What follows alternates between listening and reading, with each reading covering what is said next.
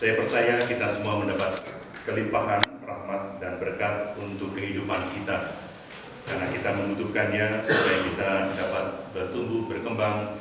Kalau disebut dalam tema itu, kita bisa terus melanjutkan hidup kita ya, dengan menuai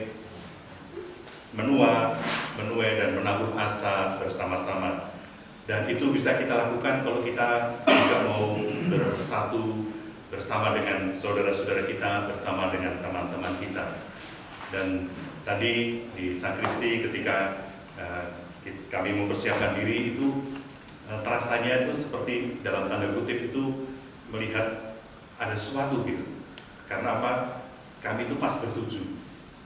Ya. Dan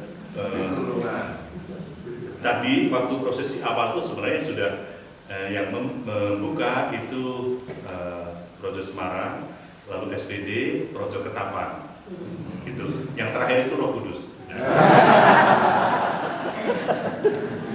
Dan dari prosesi tadi saya hanya berpikir sejenak, karena kan Romo Sigit sudah pergi dulu gitu. Memang mungkin ya seperti kadang kita tidak memikirkan, tapi mengapa pas bertuju gitu, sepertinya kebetulan gitu. Tapi saya merasa tetap dalam setiap peristiwa itu ada sesuatu yang mungkin bisa kita lihat, ya kita maknai untuk kehidupan kita. Dan dengan proses yang sudah kita jalani bersama-sama dalam beberapa hari ini, setiap periode, setiap bagian itu untuk saya sesuatu yang menarik gitu.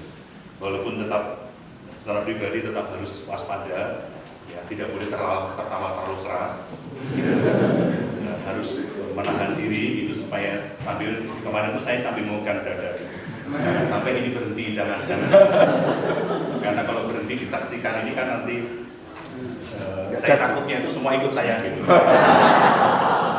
Maka saya berdoa supaya itu terus ya kita bisa terus bersama-sama. Dan pada hari ini kita mengucap syukur atas semua anugerah itu. Semoga kita menutup dalam perayaan Eucharistia ini rahmat yang semakin melimpah bisa kita terima karena kita membuka hati dan hidup kita.